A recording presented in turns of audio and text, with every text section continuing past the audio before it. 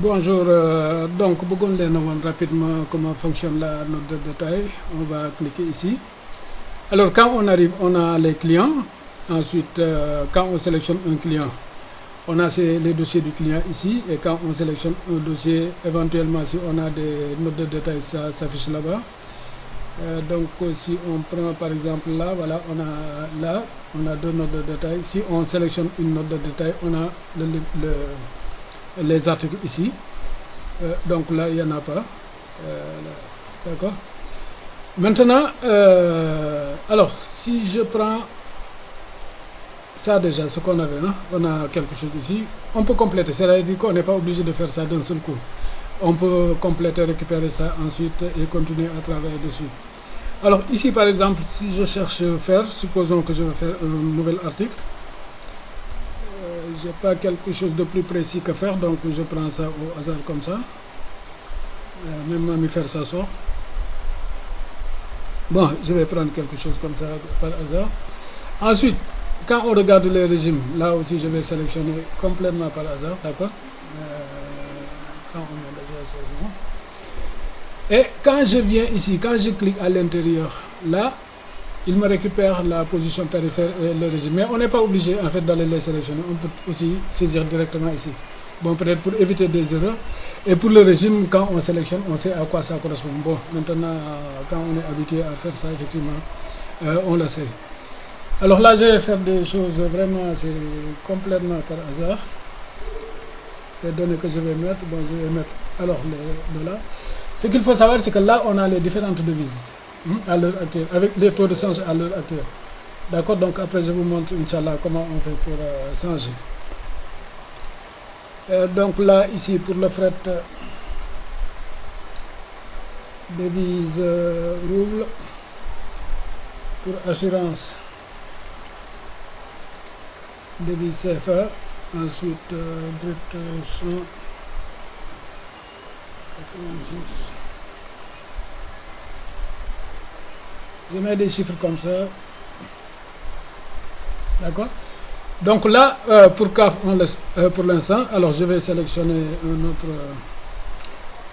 Au lieu de faire, je vais mettre ciment. D'accord. Donc j'ai différents ciments. Là, je vais cliquer ici. Bon, pour ciment, je prends par exemple ça. Donc je clique à l'intérieur. Et donc j'ai récupéré mes positions et le régime.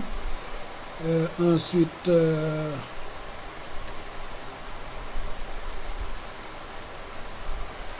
Je vais mettre euro.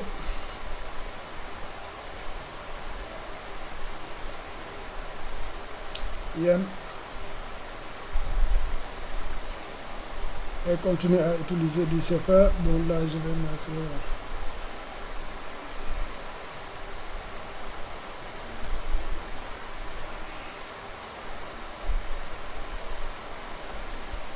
D'accord. Alors, quand je termine de remplir mon tableau, donc je clique sur traiter la note de détail.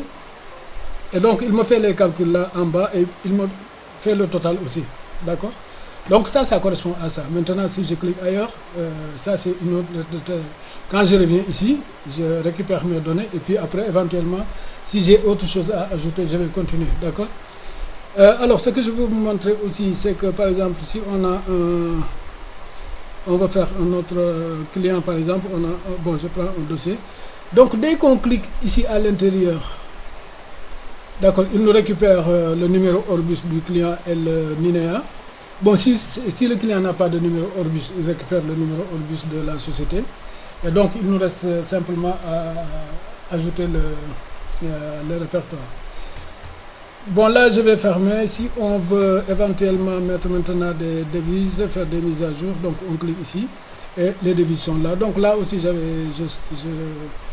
on veut changer là, on va mettre par exemple voilà, 95, c'est loin d'être ça, 55 du moins, etc. Donc on change et ça prend effet après tout de suite. C'est-à-dire que si je mets 55 à yen, si je reviens sur la note de détail, donc quand je regarde yen, j'ai bien mes 55 ici, donc c'est pris en compte dès le début. Voilà, maintenant le reste, c'est-à-dire que maintenant il faut voir les exonérations, tester le code là, et puis voir maintenant qui a droit à des exonérations. Et puis donc après, faire des tests pour voir est-ce que ça va fonctionner dans tous les cas. Je vous remercie.